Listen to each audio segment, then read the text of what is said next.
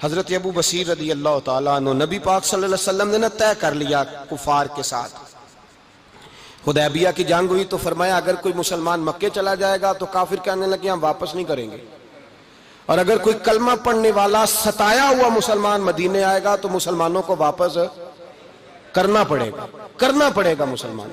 مسلمان اپنا بندہ نہیں رکھ سکتے، اور مسلمانوں کا کوئی شخص غلطی سے بھی مکے چلا گیا تو مکے والے واپس نہیں کریں گے. حضرت ابو بصیر رضی اللہ تعالیٰ عنہ صحابی تھے، باپ نے بھائی نے محلے والوں نے قید کیا ہوا تھا کلمہ پڑھنے کی وجہ سے، پیروں میں زنجیریں تھیں، بیڑیاں تھیں، کسی طریقے سے جیل توڑ کے دوڑے مدینے پہنچے. کہتے ہیں رستے میں کسی آدمی کے ساتھ گھوڑے پہ کچھ دیر بیٹھا پھر پیدل چلا. صحابہ کہتے ہیں اتنا دردناک منظر بڑا کم ہم نے دیکھا. ابو بصیر جس گلی سے گزرتے وہاں خون پھیل جاتا، ان کی ٹانگیں خون سے کٹتی، وہ زنجیریں بندھی ہوئی. در رسول پہ حضور میں بھاگ کے آیا ہوں. کہتے ابھی نبی پاک صلی اللہ علیہ وسلم ان کی بات سن ہی رہے تھے کہ پیچھے سے قریش کے 2 سپاہی بھی آ گئے. کہنے لگے یہ بھاگ کے آیا ہے اور آپ کا وعدہ تھا کہ آپ واپس کریں گے. چشم زدن میں ذرا سوچنا، چشم زدن میں تھوڑی دیر کے لیے غور کرنا کہ ہمیں ہمارا استاد ہمارا پیر دھتکار دے کہ جا دوڑ جا، تو کہتے ہیں بسم اللہ جناب یہ جا رہے ہیں. ایمان کی پختگی دیکھیں، اس نے تو ہمیں نکال ہی دیا جی، وہ کیسا بندہ ہے. یہاں تو کسی کے یہاں کوئی فاتحہ پڑھنے نہ جائے تو لوگ بگڑ جاتے ہیں. کہتے ہیں اس نے سلام نہیں لی، فاتحہ نہیں پڑھی، بس ختم، اس کو احساس ہی نہیں.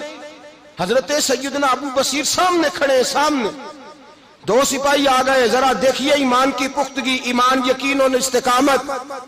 امام بہقی نے دلائل کے اندر لکھا ہے، فرماتے ہیں نبی کریم صلی اللہ علیہ وسلم نے ان کی طرف دیکھا تو حضور کی مقدس آنکھیں آنسوؤں سے بھر گئیں. حضور نے فرمایا ابو بصیر تیری تکلیف مجھے نظر آ رہی ہے پر میں نے وعدہ کیا ہوا ہے، میں نے وعدہ. بھئی یہاں ڈٹ کے رہنا بڑا مشکل ہے، یہاں قائم رہنا بڑا کٹھن مرحلہ ہے.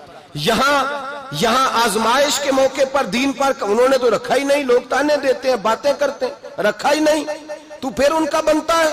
حضور نے فرمایا تجھے جانا پڑے گا. صحابہ کہتے ہیں پورے مدینے میں ایسے تھا جیسے سوگ کا سما ہو.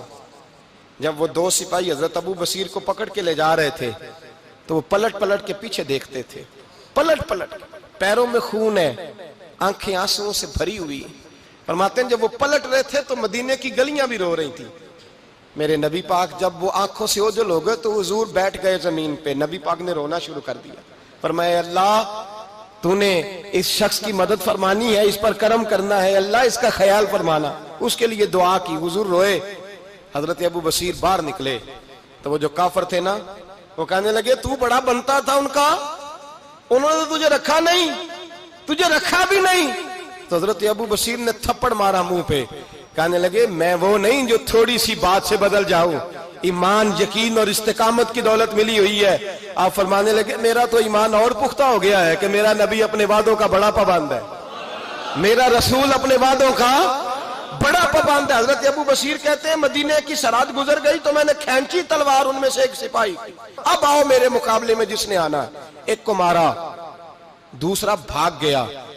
فرماتے اب میں مکے جا نہیں سکتا تھا، جاؤں گا تو وہ زیادہ ماریں گے. مدینے حضور نے قبول نہ فرمایا. فرماتے ایک جنگل میں جا کے العیس نام کی ایک بستی تھی، وہاں ڈیرا لگا لیا، دریا کے کنارے، پانی پی لیتا، پتے کھا لیتا. تن تندور ہڈاں دا بالن تے اسی ہاواں نال تپایا، کپ کپ مکیاں پیڑے کیتے تے اتوں صبر پلیتھن لایا. تن دی ہانڈی تے من دا سالن اتے لون صبر دا پایا. غلام فریدا وے میں ساری تیری، غلام فریدا وے میں ساری تیری، تینوں اجے یقین نہیں آیا.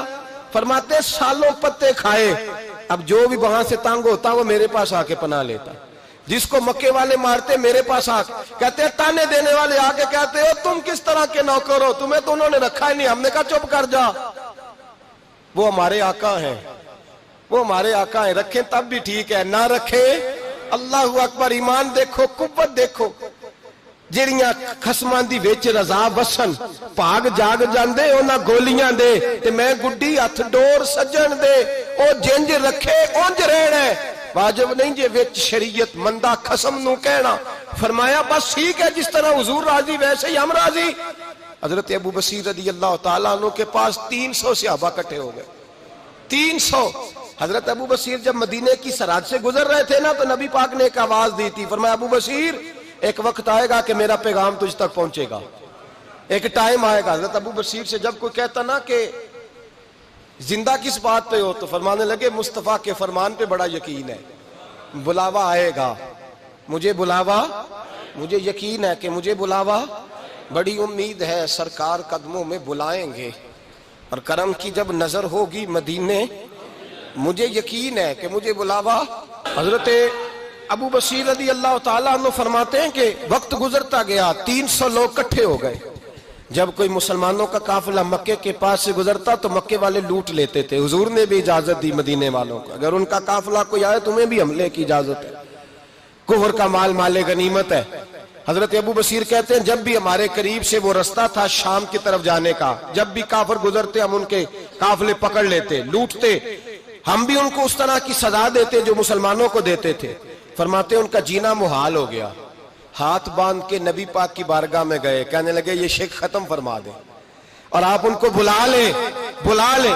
حضرت ابو بصیر فرماتے ہیں میں بوڑھا آدمی تھا، دن بھر میں کام کرتا، محنت کرتا، اس علاقے میں کھیتی باڑی کرتا، جب رات ہوتی تو میں کسی پہاڑ کے ٹیلے پہ بیٹھتا اور مدینے کی جانب منہ کر لیتا اور میں انتظار کرتا بلاوا کب آئے گا، کب حضور کا پیغام آئے گا، میں انتظار کرتا۔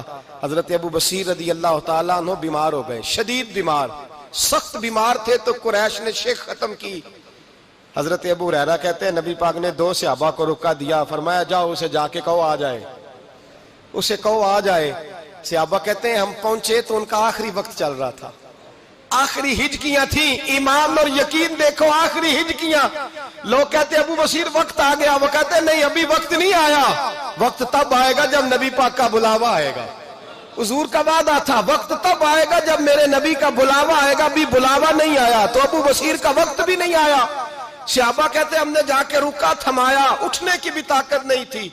جب حضور کا رکا لیا نا تو دونوں یوں مٹھیاں بند کر لی، گویا جھوم جھوم کے نعرے لگانے لگے آؤ دیکھو میرے نبی کے وعدے کتنے سچے ہیں، آؤ دیکھو حضور کے وعدے، چومتے حضور کا نامہ، سر پہ رکھتے، سینے سے لگاتے، اور کہتے ہیں پھر بلند آواز سے کلمہ پڑھنے لگے، کہنے لگے حضور میں حاضر ہوا، یا رسول اللہ میں آیا، کہتے بلند آواز سے کلمہ پڑھا اور ان کی روح پرواز کر گئی، ان کی روح پرواز کر گئی۔ نبی رحمت صلی اللہ علیہ وسلم کے غلاموں کا یقین، اعتماد اتنے اعلیٰ درجے کا، کمزور مسلمان، دائیں بائیں دیکھتا مسلمان، کفر کے وعدوں پر اعتبار کرتا، یہودی عیسائی اور سکھ کے وعدوں پر اعتبار کرتا، دنیا دار ٹھگ اور چور کے وعدوں پر اعتبار کرتا، یہ رب کریم کے وعدے پر اعتبار نہیں کرتا، یہ اللہ رسول کے ساتھ اپنی توجہ کو مبذول نہیں کرتا۔